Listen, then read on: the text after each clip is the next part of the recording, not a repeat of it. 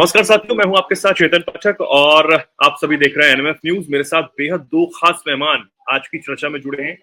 जल्दी से आप सभी से उन्हें रूबरू करवाएंगे। हमारे साथ विदेश मामलों के जानकार, शिक्षाविद, लेखक निपुण जी मौजूद हैं और मेजर जनरल जेके बंसल साहब हमारे साथ मौजूद हैं।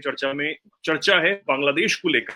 जिस तरीके से बांग्लादेश की नजदीकियां पाकिस्तान से बढ़ रही हैं, पाकिस्तान से 25,000 टन चीनी वो आयात करने जा रहा है।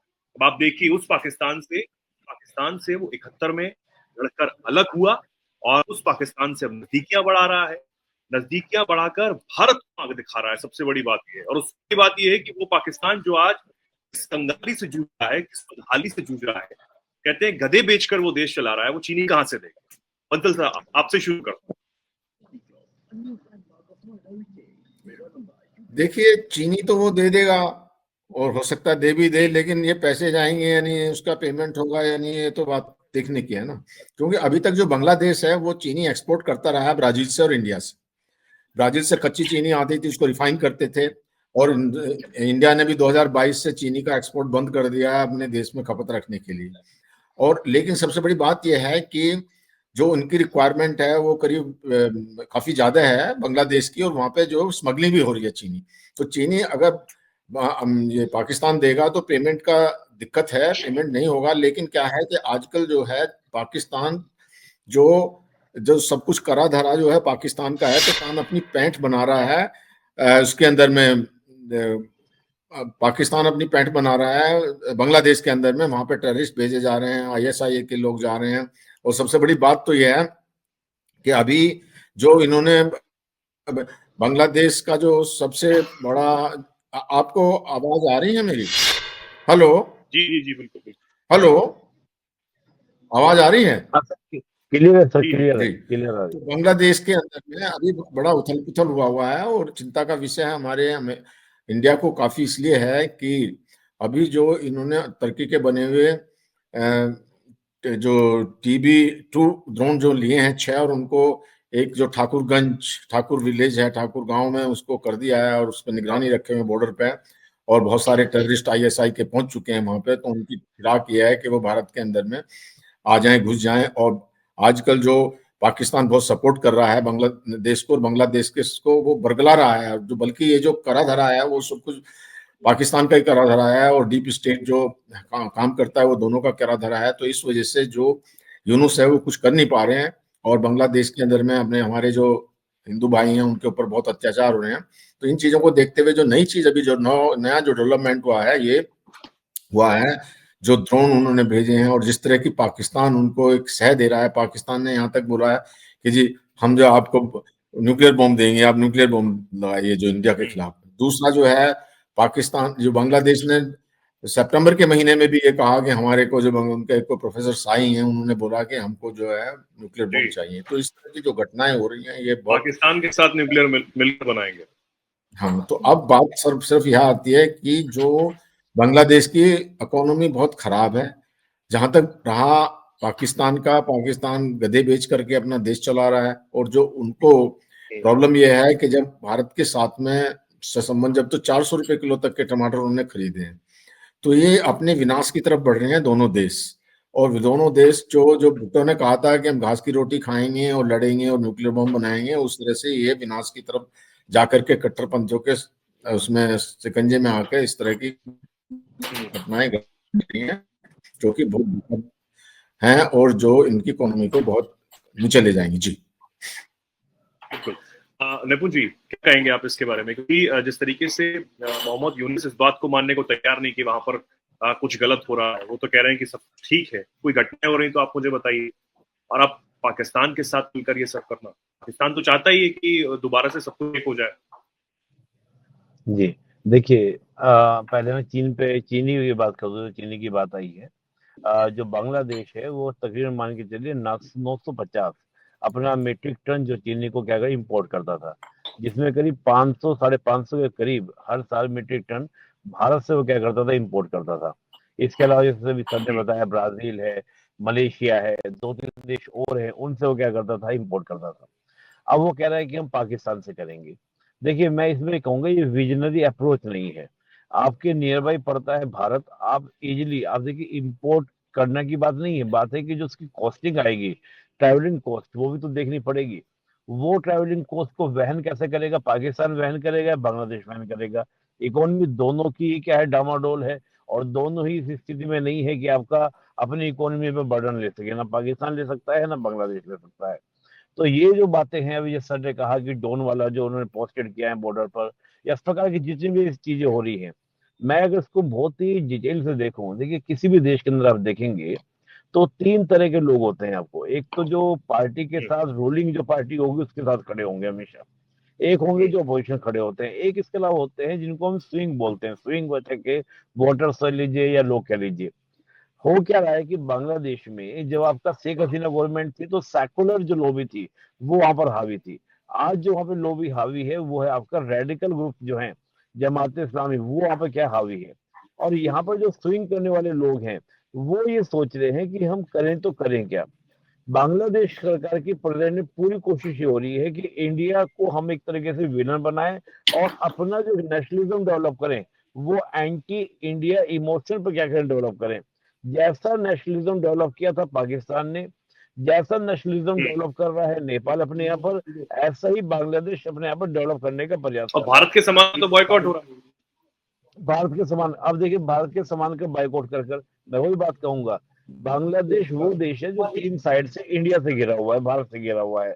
आप नॉर्थ ईस्ट से लेके वेस्ट बंगाल तक आइए। बांग्लादेश को अगर इंपोर्ट एक्सपोर्ट कर रहा है तो पश्चिम बंगाल से 50 किलोमीटर भी होने लगे, ट्रक से ला ला के चीनी ला सकते हैं। अब वो इतना डिस्टेंस पूरा करेंगे।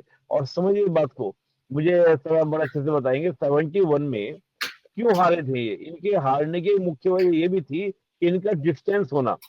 होता क्या था कि पश्चिमी पाकिस्तान सप्लाई चलती थी और बीच में हमारी जो नेवी थी उसको ब्लॉक कर देती थी। यहाँ तक कि हमने बंगाल की खाड़ी में अपने जो हमारे पोत होते हैं, यानी कि जो हमारे आर्मी नेवी के जो शिप होते हैं वो हमने डिप्लॉयड किए हुए थे कि कोई अगर सप्लाई चलती है हम रोक लेते थे। जिस दिन हमारा मन करेगा वो चीन या रास्ते में हम लोग के वही समझ में डोल देंगे। तो मतलब मैं कहूंगा कि ये कोई विजनरी अप्रोच नहीं है बांग्लादेश की। इसमें से एक ही अप्रोच है कि हमको इंडिया के साथ रिलेशन खराब करने हैं। और खराब करने की वजह क्या है? जैसे मैंने आपको पहले भी कहा था कि मोहम्मद यूनूस तो एक पपेट हैं। पपेट किसके हैं? वो रेडिकल के हैं। और पाकिस्तान की अगर आप वो सॉरी बांग्लादेश की अगर आप आर्मी को देखेंगे तो आर्मी में वहां पर दो आउटफिट रहे हमेशा। आप देखेंगे कि बांग्लादेश में ज्यादा खूब हुए हैं पाकिस्तान से ज्यादा।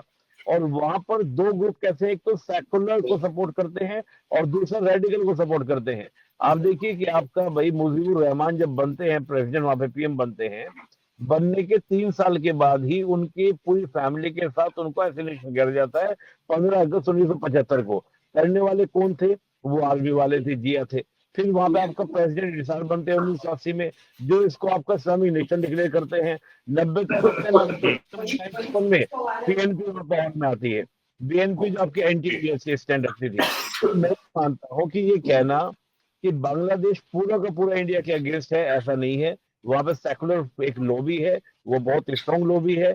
आज ये बात जरूर है लेकिन उस लॉबी की चल नहीं पा रही ना। अभी अभी तो जो हालात हैं उस लॉबी की चल नहीं पा रही।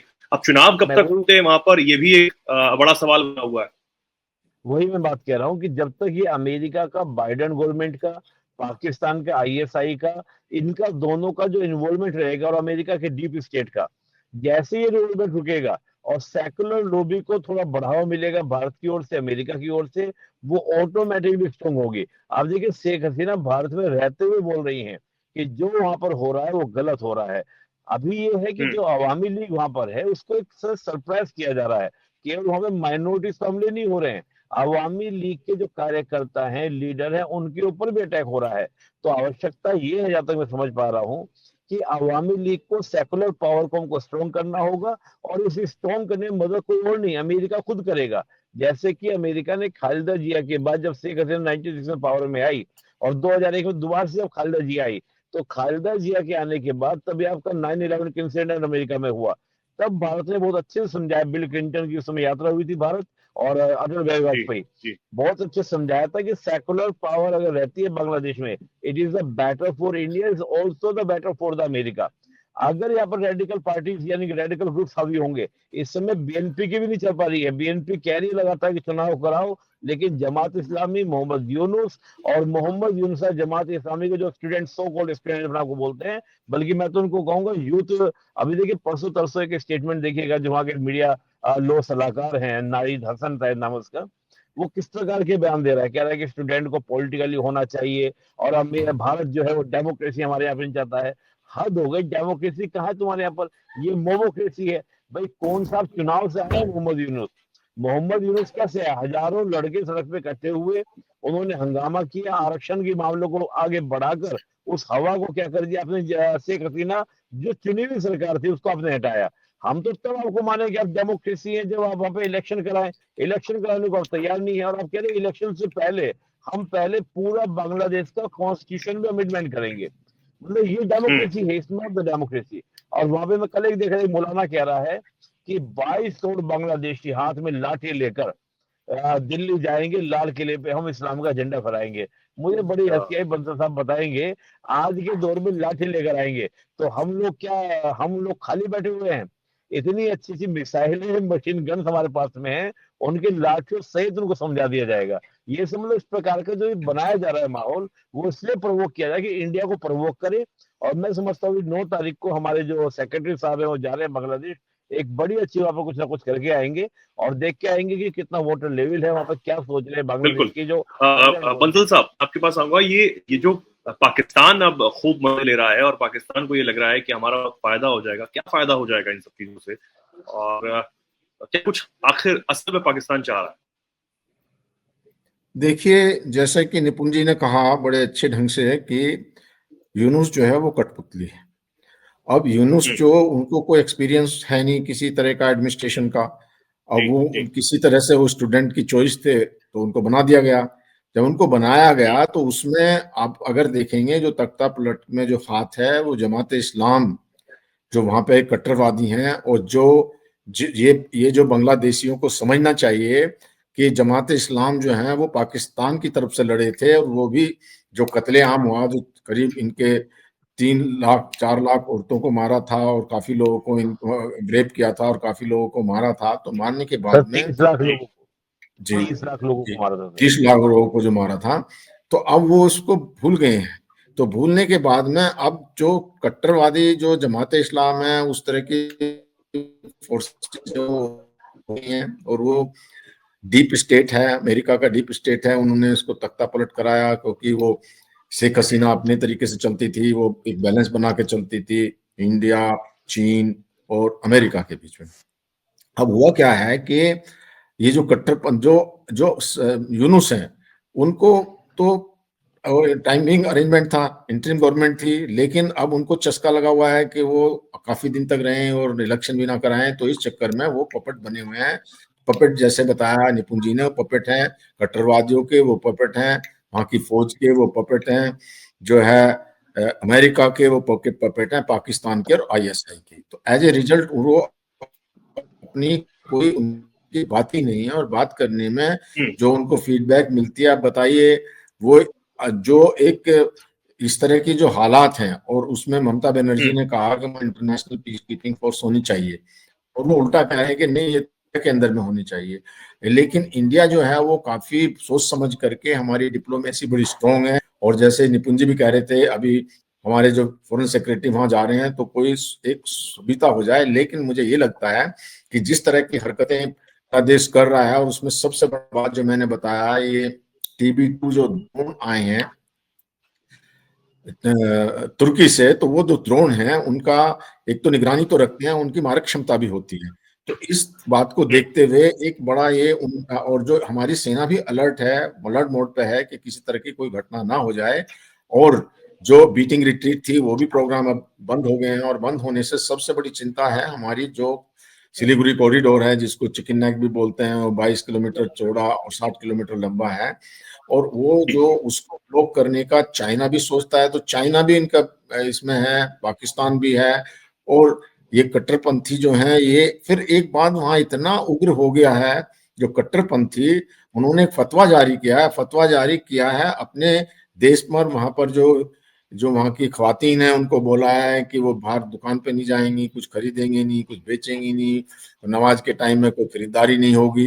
तो इस तरह की जो सख्ती वो कभी किसी टीवी वगैरह पे, मतलब जो एक तालिबानाइजेशन हो रहा है वहाँ पे, जो फतवा जारी कर रहे हैं वो तालिबानी ऑर्डर हो रहा है, वो देखते हुए वो हावी हो रहे हैं। और हावी होने पे जो यूनुस ने जो काफी कितने ही जो आतंकवादी थे उनके जेल से छोड़ दिया, तो इस तरह से वहाँ भारत को सर क्या खतरा हो सकता है, क्योंकि चीजें हैं वो भारत के हिसाब से भी बहुत ज्यादा खतरनाक हो सकती हैं।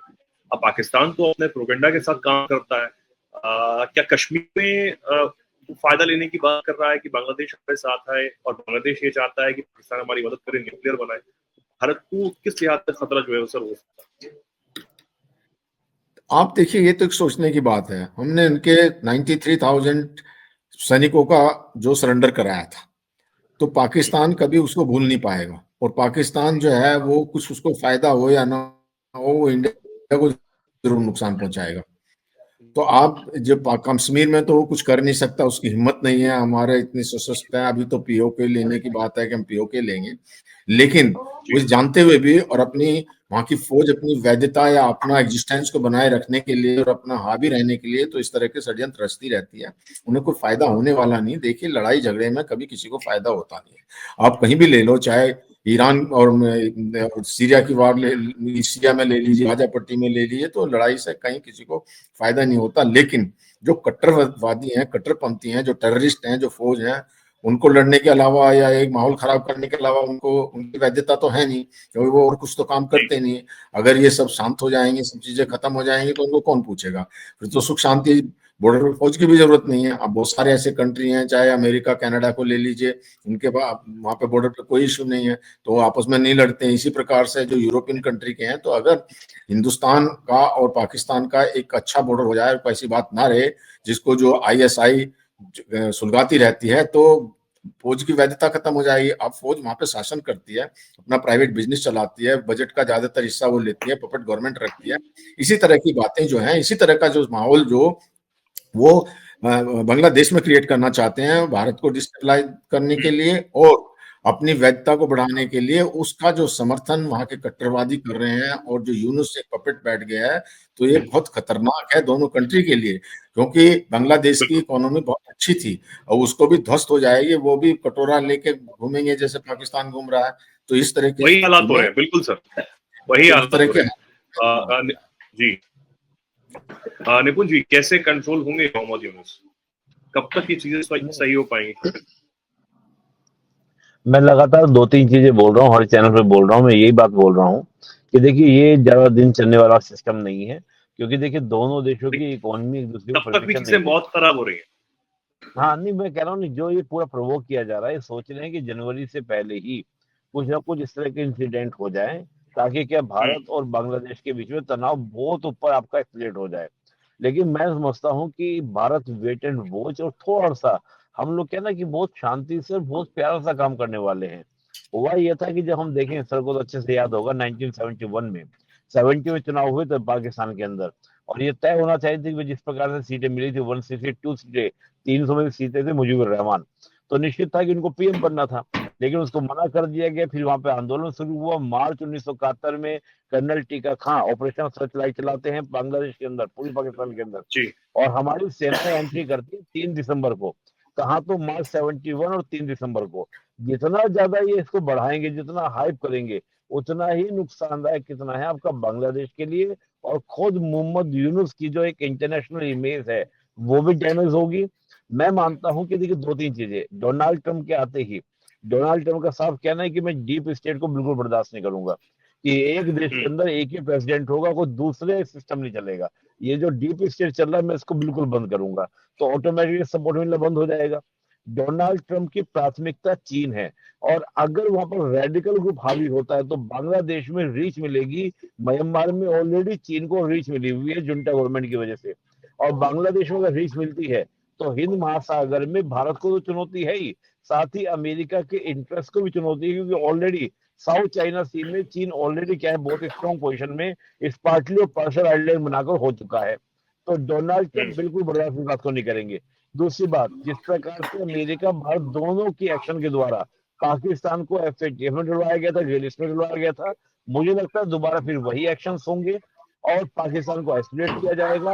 और तीसरा, हमको कुछ नहीं करना है, बांग्लादेश के अंदर जो सेकुलर पावर्स हैं उनको स्ट्रॉन्ग करना है। शेख हसीना की अवामी लीग पार्टी को इंटरनेशनली वॉइस देनी है। और मैं तुम्हें एक बात कहूंगा, आज भारत 150 करोड़ लोगों का है, इसकी मीडिया में बहुत ताकत है। हम जहां चाहे प्रेशर क्रिएट कर सकते हैं, कोई देश ऐसा नहीं है जो हमको इग्नोर कर सके। आज हम आर्मी की बात करें, मिलिट्री की बात करें, इकोनॉमी की बात करें, बांग्लादेश, पाकिस्तान हो, हमारे खुद आर्मी चीफ ने एक बार कहा था कि हम 2.5 बॉर्डर के लिए तैयार हैं।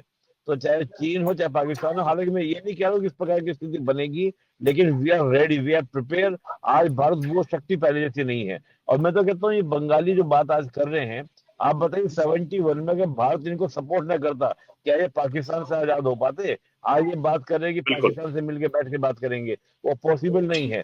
वो सब भूल गए, वो पाकिस्तान सब भूल गए हैं, लेकिन अब समय आ गया है वो सब उन्हें दोबारा याद दिलाने का। और अब समय ये है कि इनको तुरंत इस पर लगाम लगाई जाए। मोहम्मद यूनुस जो अब हाथ से निकलते हुए नजर आ रहे हैं और सिर्फ कठपुतली बनकर काम कर रहे हैं कट्टरपंथियों की, डीप स्टेट की, उन पर लगाम लगाना बहुत जरूरी हो जाता है। और अब देखना होगा कि आगे ये स्थिति कंट्रोल कैसे होती है बांग्लादेश में, क्योंकि चुनाव जब तक नहीं हो जाते हैं, डेमोक्रेटिक पार्टी डेमोक्रेटिक तरीके से चुनाव नहीं जीत जाती है, तब तक तो इन सब चीजों पे लगाम लगती हुई दिखना मुश्किल नजर ही आ रहा है। बहुत बहुत धन्यवाद फिलहाल के लिए बंसल साहब आपका, निपुण जी आपका भी बहुत बहुत धन्यवाद इस चर्चा में मदद जुड़ने के लिए। और क्योंकि भारत से भी अब कई मांग जो है वो हो रही है, वहां के जो अल्पसंख्यक हैं वो भारत की तरफ ही उम्मीद भरी निगाहों से देख रहे हैं कि भारत कुछ इसमें कठोर कार्रवाई करे। भारत अपनी तरफ से काम कर रहा है, लेकिन आने वाले दिनों में क्या हालात बदलते हैं, कैसे बनते हैं, उस पर हमारी नजर बनी रहेगी। और हमारे दर्शकों को बहुत बहुत धन्यवाद जो हमारे वीडियोस को आप पसंद करते हैं। ऐसी ही तमाम जानकारियों के लिए, खबरों के लिए आप जुड़े रहिए एनएमएफ न्यूज के साथ।